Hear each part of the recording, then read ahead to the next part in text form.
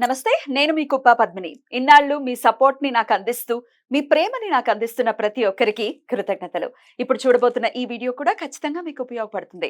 Like, share and subscribe చేసి మీ ఇష్టాన్ని అలాగే మీ సపోర్ట్‌ని నాకందించండి. అలాగే ఈ వీడియో పట్ల మీ అభిప్రాయాన్ని కామెంట్ సెక్షన్‌లో కామెంట్ చేసి నాకు తెలియజేయండి. నమస్తే. నమస్తే. Welcome to our channel. నేను పద్మిని. ప్రస్తుతం మనతో పాటు ప్రముఖ వేదిక్ ఆస్ట్రాలజర్ అవినాష్ దాస్ గారు ఉన్నారు. మాట్లాడదాం. అవినాష్ గారు నమస్తే అండి. నమస్తే అండి. ఓం నమ శివాయ. ఓం నమో వెంకటేశాయ. భార్యాభర్తల మధ్య ఇబ్బందులు, దెబ్బలాట్లు, వాళ్ళిద్దరి మధ్య సఖ్యతా లోపాలనేవి అంతకంతకీ పెరిగిపోతూనే ఉన్నాయి. ఏం చేయాలో తెలియనటువంటి అగమ్య గోచరమైనటువంటి పరిస్థితి ఖచ్చితంగా ఉంది.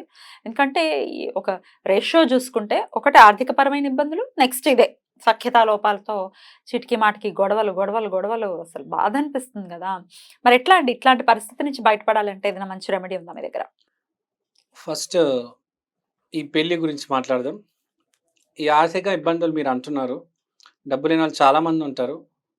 చాలా హ్యాపీగా మ్యారీడ్ డబ్బుకి లైఫ్ ఆనందానికి ఏమీ సంబంధం లేదు. ట్రూ. మ్యారీడ్ లైఫ్ లీడ్ చేస్తూ ఉంటారు. True. ఈ కొంచెంమంది ఏం చేస్తారంటే డబ్బులు సంపాదిస్తారు. హస్బెండ్ సాఫ్ట్‌వేర్, వైఫ్ సాఫ్ట్‌వేర్ ఒకటేసారి జాబ్ పోతది. ఆర్థికంగా అప్పుడు స్టార్ట్ అవుతది. ఈఎంఐస్ ఉంటాయిగా.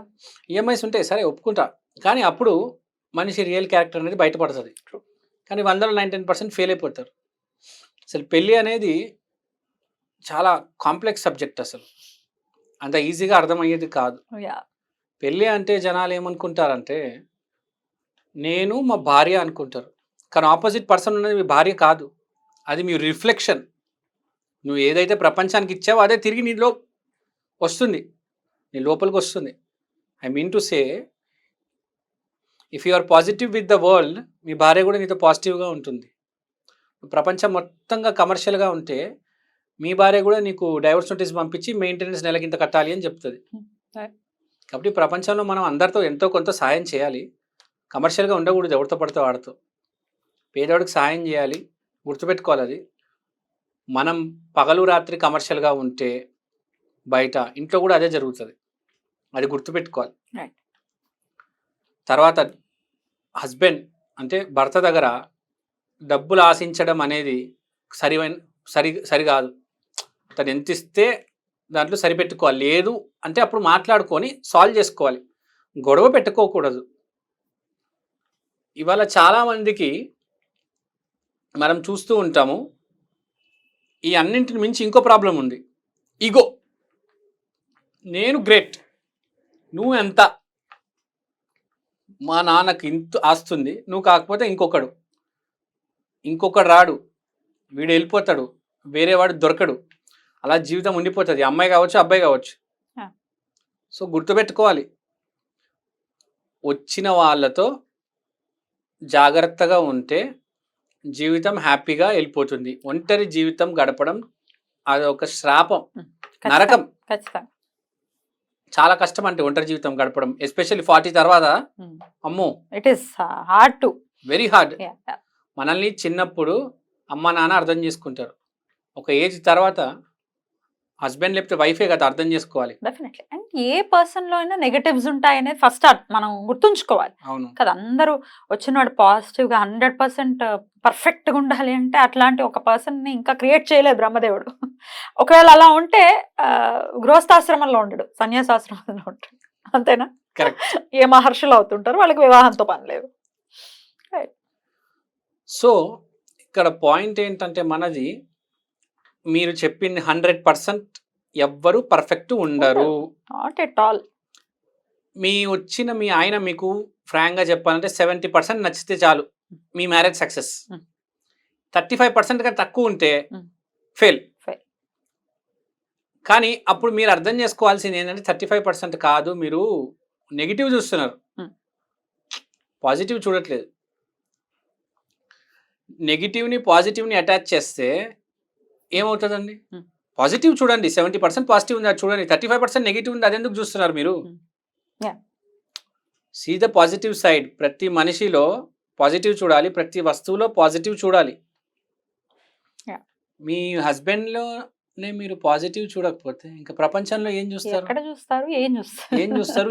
ఎవరిని చూస్తారు ఇంకా? మీ అమ్మ నాన్న ఎంతకాలం ఉంటారు కదా. True. Point correct. సరే, మనం అయితే జనరల్గా ఏం చేస్తారంటే, ఎవరైనా జాతకాలు నా దగ్గరకు వచ్చినప్పుడు, లేకపోతే ఏ ఆస్ట్రాలజర్ దగ్గర కూడా జాతకాలు వచ్చినప్పుడు చూస్తారు, రెండు కలిపి కంపాటబిలిటీ చూస్తారు, ఎంత ఉందని చూస్తారు బేసిక్గా. మరీ నీచంగా ఉందనుకోండి, మీరు విడిపోవడమే బెటర్ అని చెప్పేసి పంపించేస్తారు. లేదు, వీళ్ళని మనం కొంచెం ఇంప్రూవ్ చేయొచ్చు అన్నప్పుడు కొన్ని రెమెడీస్ చెప్తారు. బేసిక్గా ఆడవాళ్ళకైతే అమ్మ మీరు బగాలముఖి చేసుకోండి అంటారు, మగవాళ్ళకైతే మీరు కమలాత్మిక చేసుకోండి అంటారు. ఎందుకంటే జాతక చక్రంలో మనం శుక్రుడు కుజుడు ఎప్పుడైతే గోచారంలో కలుస్తాడో అప్పుడే wife and husband first time meet చేయడం జరుగుతుంది. సో చార్ట్లో జరిగినప్పుడే వీళ్ళు మీట్ అవుతారు. అంటే అవే మోస్ట్ 2 ఇంపార్టెంట్ ప్లానెట్స్, శుక్రుడికి కళాత్మిక, కుజుడికి బగాలముఖి. సో ఆడమే బగాలముఖి హోమం చేయించుకోవాలి, మగ అయిన కమలాత్మిక హోమం చేయించుకోవాలి. కాదండి, మేము దశ మహావిద్యల జోలికి వెళ్ళము, ఏం చేయాలి అదర్ దాన్ దట్ అంటే ఏం చెప్తారు? దశ మహావిద్యలు జోలికి వెళ్ళరు అంటే ఆడవాళ్ళు ఆంజనేయ స్వామికి, మగవాళ్ళు లక్ష్మీదేవికి ఆరాధన చేయాలి. ఇంకోటి, ఇది కాకుండా మన ఆస్ట్రాలజికల్ రెమెడీస్ కూడా కొన్ని ఉంటాయి. మనం ఎట్లయితే చెప్పామో, ఎప్పుడైతే మన కమ్యూనికేషన్లో ప్రాబ్లం వస్తుందో ఇతర మనిషితో, వాచ్ కొనుక్కుంటే సెట్ అయిపోతుంది, ప్రతిదానికి ఒకటి ఉంటుంది. ఇప్పుడు నిద్ర పట్టడం లేదంటే 12th హౌస్ పాడైపోయింది, దానికి ఏం చేయాలి అది సపరేట్ రెమెడీలో సపరేట్ వీడియోలో చెప్తా. సో ఇప్పుడు ప్రాబ్లం ఏంటి, వైఫ్ అండ్ హస్బెండ్ రిలేషన్ సరిగ్గా లేనప్పుడు మనం నేరేడి పండు జామున్ అంటారు, ఆ చెట్టువి 2 ఆకులు తీసుకోవాలి, జంట ఆకులు, అంటే ఒక ఆకు ఇంకో ఆకు జాయింట్ అయి ఉండాలి. ఆ 2 ఆకుల మీద, ఒక ఆకు మీద హస్బెండ్, ఒక లీఫ్ మీద హస్బెండ్ పేరు, ఒక లీఫ్ మీద వైఫ్ పేరు రాయాలి. రాసేసి ఈ 2 ఆకుల్ని రెడ్ థ్రెడ్తో కలిపేయాలి. కలిపేసి రావి చెట్టు మొదలు దగ్గర ఇది పాతేయాలి. కానీ గొయ్యి తీసి పాతేయాలి. కానీ రావి చెట్టు మీరు ఏదైతే ఎక్కడైతే పాతుతారో చాలా పెద్ద రావి చెట్టు అయి ఉండాలి. ఇప్పుడు చాలా మేము చూస్తూ ఉంటాం, చిన్న చిన్న రావి చెట్లు ఉంటాయండి, అది ఎక్కడో దూరం ఉంటుంది రావి చెట్టు, పెద్దది ఉంటుంది, అక్కడికి వెళ్ళాలి. ఎందుకంటే గురువే శ్రేష్టం ఆ రావి చెట్టులో. ఆ రావి చెట్టులో గురువు ఉన్నారు, విష్ణువు ఉన్నారు. ఫ్రాంక్గా చెప్పాలంటే గురువు విష్ణుమూర్తి, శని ఏమో శివుడు.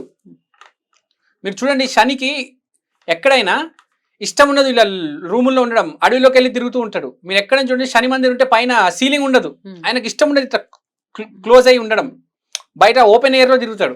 అదే విష్ణుమూర్తి అయితే మంచిగా ఏసీ రూమ్లో కూర్చొని అలంకరణ చేసుకొని హ్యాపీగా ఉంటాడు 5 స్టార్ హోటల్లో. హ్యాపీగా ఉండమంటే విష్ణుమూర్తి 5 స్టార్ 7 స్టార్ హోటల్లో ఎంజాయ్ చేస్తాడు. శివుడు మాత్రం అమ్మో నేను ఉండలేను రా బాబోయ్ అని చెప్పి అడవిలోకి వెళ్ళిపోతాడు. సో ఇక్కడ ఏంటంటే అలానే రావి చెట్టు, పెద్ద రావి చెట్టు, ఊరి చివరి ఉంటుంది చూడండి, ఊరి చివర మర్రి చెట్టు ఉంటుంది అంటారు, అలానే ఊరి చివర ఒక రావి చెట్టు ఉంటుంది, పెద్ద రావి చెట్టు ఉంటుంది. నేను ఈ మధ్యన ఎర్రగడ్డలో ఒక రావి చెట్టు చూసాను, చాలా పెద్ద రావి చెట్టు, ఒక 50-60 ఫీట్ ఉంది. షాక్ అయిపోయి అక్కడే బండి ఆపేసి దండం పెట్టేశా. సో అలాంటి మీ ఇంటి దగ్గరలో ఎక్కడ పెద్ద రావి చెట్టు చూసుకొని అక్కడ పాతేయండి. చిన్న రావి చెట్టు కాకుండా పెద్ద రావి చెట్టు చూసుకోండి. ఏ రోజు చేయమంటారు ఇది? థర్స్డే రోజు బెస్ట్ అండి. Time morning 1st hour is the best time. Morning 1st hour అక్కడలోకి వెళ్ళిపోయి, ఏ టైంలోకి వెళ్ళిపోవచ్చు, గురువారం కుదిరితే 1st hour లో వెళ్ళిపోయి 6 to 7 మధ్యలో దాని మొదల దగ్గర పాతేయండి ఈ 2 రావి చెట్లు. రెడ్ 2 ఆకులు, 2 లీవ్స్, నేరేడు చెట్టువి, జామున్ చెట్టువి పేర్లు రాసేసి రెడ్ థ్రెడ్ కట్టేసి ఆ మొదల దగ్గర పాతేయండి. పాతేసి నమ్మండి. ఇంకోటి గుర్తుపెట్టుకోండి అండి, భూమి మీద మనిషి దొరకడం చాలా కష్టం. ఈ మధ్య అయితే మనుషులు దొరకట్లేదండి, ఫ్రాంక్గా చెప్తున్నా. ఒక్క మనిషి పోతే వేరే మనిషి దొరకడం చాలా కష్టం. Don't take it for granted అంటారు దొరికిన వాళ్ళని. వీడు పోతే ఇంకోటి వస్తాడు అనేది వాళ్ళలో కూడా లోపాలు ఉంటాయి, అపనమ్మకం పెట్టుకోవద్దు. లోపాలు ఉంటే వాళ్ళు కూడా, మీరు పాయింట్ చెప్పారు, 2 మనిషిలో కూడా లోపాలు ఉంటాయి. దాని బదులు మీరు ఎట్లనో ఫస్ట్ వాడికి అలవాటు అయిపోయారు, వాడిని మార్చేసుకోండి. అయినా దేవుడు ఎవడైతే ఇచ్చాడో ఫస్ట్ వాడిని సరి చేసుకోవడమే కరెక్ట్ అండి. ఇప్పుడు ఏమవుతుందండి, ఇప్పుడు మీరు వాడిని వదిలేసి వేరే వాడి దగ్గరకు వచ్చేస్తారు, మళ్ళీ ఇంకో జన్మలో వాడు మళ్ళీ వస్తాడు కదా, ఈసారి దాన్ని క్లోజ్ చేసేయండి.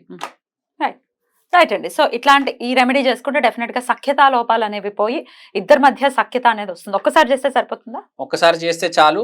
భర్త అనేవారు విష్ణుమూర్తితో సమానం. అంతే భార్య అనేది లక్ష్మీ దేవితో సమానం. అంతే. కాబట్టి అంత రెస్పెక్ట్ ఇవ్వాలి. నువ్వెంత ఒకరికొకరికి ఇచ్చుకోవాలి. నువ్వెంత నేనంత అనుకోకూడదు. ఒకరికొకరు అనేది రెస్పెక్ట్ అనేది ఇచ్చుకోవాలి. రైట్, అంతేనా? అంతే అండి, మీరు చెప్పింది కరెక్టే. Right. రెస్పెక్ట్ ఇవ్వకపోతే ఇంకేం మిగలదు చివరికి. మనస్ఫూర్తిగా కోరుకుంటూ థ్యాంక్ యూ సో మచ్ అండి. నమస్తే. నమస్తే.